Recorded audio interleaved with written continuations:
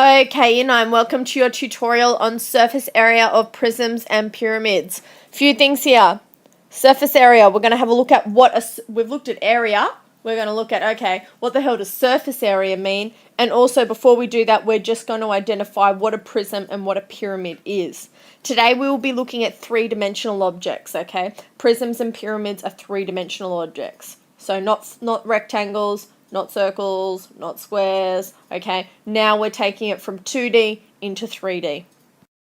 So, prisms are named by the shape of their cross-section, okay? Now, a prism looks something, or can look something, a little bit like this, okay? A cross-section means that I can cut it at any point along here, and I'm going to get the same shape coming out. I like to think of prisms, a typical prism is a Toblerone, okay? Pyramids, on the other hand, are named by the shape of their base. Okay, they're named by the shape of their base. Three-dimensional objects. Okay, so that's clarifying. You need to write that down. That's clarifying the difference between prisms and pyramids. Prisms, okay, something like this. Not always square, even though I've drawn those square ones, okay. They have a cross-section. So they have an area whereby which you are able to cut them. Okay, pyramids, on the other hand, they have a base, okay, and they go up to a point. Okay, and there's whole different types, and they're classified by whatever shape is on the bottom. Okay, three-dimensional objects like prisms and pyramids have outside surfaces that together form the total surface area. Okay, surface area is the area on the surface of a three-dimensional object. In order to work out surface area, I tend to use nets, okay? And a net is, exactly as the name suggests, a flat drawing of all of the surface areas splayed out. That helps me count, okay? Because sometimes when I see a drawing of a 3D object, it's a little bit difficult to see just how many faces there are on the object, and sometimes, to be honest, I just lose track.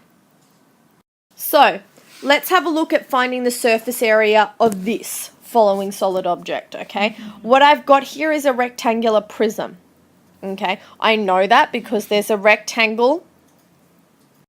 There's a rectangle on the front here, and it goes back like that. At any point I can cut it and I will get the same shape, okay?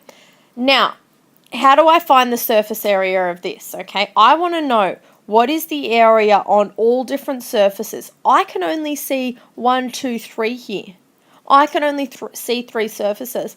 But I know technically with a rectangular prism, okay, it's got another one on the back, and another one on the side, and another one on the bottom.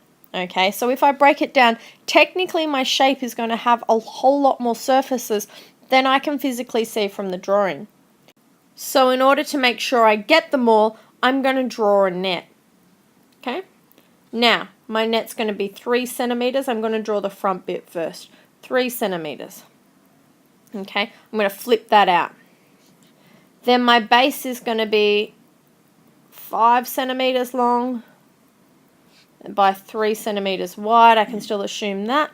And I'm going to have these little side bits. My side bits are going to be 5 centimeters by 2, and I'm actually going to have to flip this one out here, so I'm going to have to move this 5. I might move the 5 to being in between here. Okay, and this is also going to be, oh, that was drawn a bit off scale. Okay, I'm going to flip this side out, so that's going to be 2 there. So that's the front here, that's 2 of the sides. Okay, front here, the base, sorry. 2 of the sides, and I need to get the other section. Okay, so I need to get that in. Whoa, hold on. What side have I forgotten? Of course, I've forgotten the top as well. So, when I move that down, okay, I'm going to need to get the top in. Now, the top is 5 centimeters. Okay, by 3. 5. Okay, so, quick way to do this. Whoa, that side there, that was 2 centimeters high. Okay, quick way to do this. Once I get that in, let's fill in the other things. 3, 3, 3. Okay, make sure I at least have 2 lengths on either I'll just put another 5 here to assume that. Now these front things here, that was 3 centimeters there, so it's going to be 2 centimeters up. Okay, cool, too easy.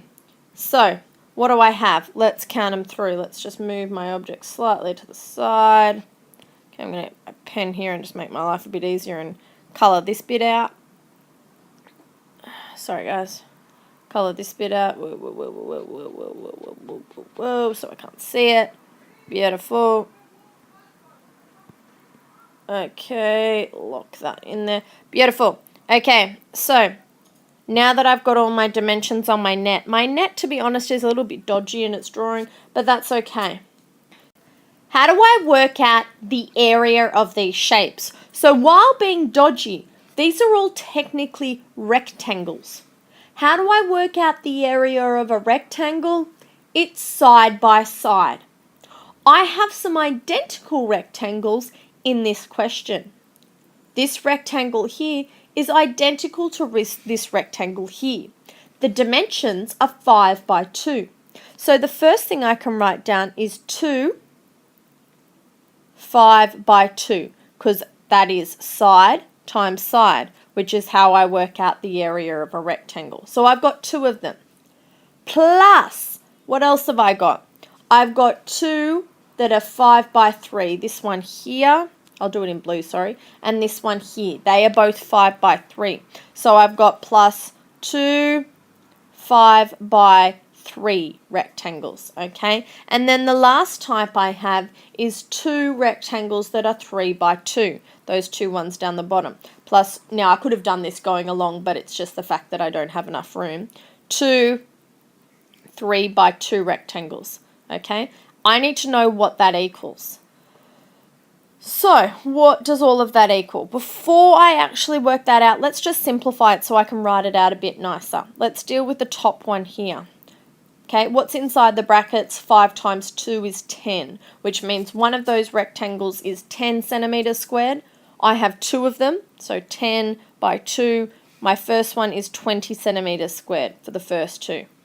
Okay, my second one, 5 times 3 is 15. I have 2 rectangles, according to this, that are 15 centimeters squared, so their surface area is 30 together, 30 centimeters squared. My last one, I have 2 rectangles that are 3 by 2. If I work out 3 by 2, it's 6. 2 multiplied by 6 is 12. So now when I get 30 plus 20 plus 30 is 50, plus 12 is 62 centimeters squared. Okay, guys, that is how I work out the surface area for an object. It is vitally important that you draw a net. Even though mine's dodgy as hell, it's really important because otherwise you can miss faces. Like I nearly missed that face of the actual top. Okay, it is very important that you draw nets.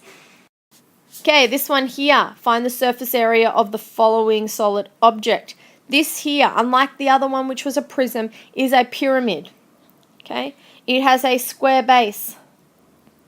Okay, I know that. I know it's a square without seeing any identifiers because this side is 2 and that side is 2. If both sides are equal to one another, it must be a square, 2 by 2. Okay, so let's draw my little diagram over here. Okay, I might draw it down here, 2 by 2. Then, that's the bottom. Then it has 4 sides, so it'll have 1, 2, 3, and 4. I haven't drawn them evenly, but you get the gist. Okay. I have a height of 3 and a base of 2. This is 2 over here as well. I can draw it for all of them if I want, but I know these 4 triangles around the outside will be absolutely identical. Okay, I'm going to put in all the measurements anyway, just so you know. But there. Okay, so I have 4 triangles and 1 square. Okay, first off, the area of a square, this one here, is worked out with the formula side by side. So that's simply 2 times 2, which equals 4. That's for the square on my base. Okay, so let's leave the square for the moment. The triangles is 4. Oops, I was about to try 3. There's 4 of them. So it's 4 multiplied by, what's my formula for a triangle? Half of my base times my height. Okay, so it's 4 because I've got 1, 2, 3, 4. Let's work out what's in the brackets first. It's half of 3 times, half of 2 times by 3. Half of 2 is 1. 1 times 3 is 3. Okay, so now I'm just working this out. So whatever's in my brackets is half of 2 is 1. That becomes 3. So it's 4 brackets 3. And I know, I'm just going to rub that up. I know that when I have brackets, that means multiplication. So I can just rewrite that as 4 times 3, which is equal to 12. So my surface area, I'm going to jump back up here. My surface area, or SA, of my whole object is 4 meters squared plus 12 meters squared. Okay, because my units are in meters. I worked out the base. Then I worked out 1, 2, 3, 4. By using the formula for a triangle and multiplying it by the amount of triangles I had. So 4 plus 12 equals 16 meters squared. Remember, the really important thing to note here is that area, and surface area in particular, is measured in square units, guys. Square units. And that's it. That's working out surface area of prisms and pyramids.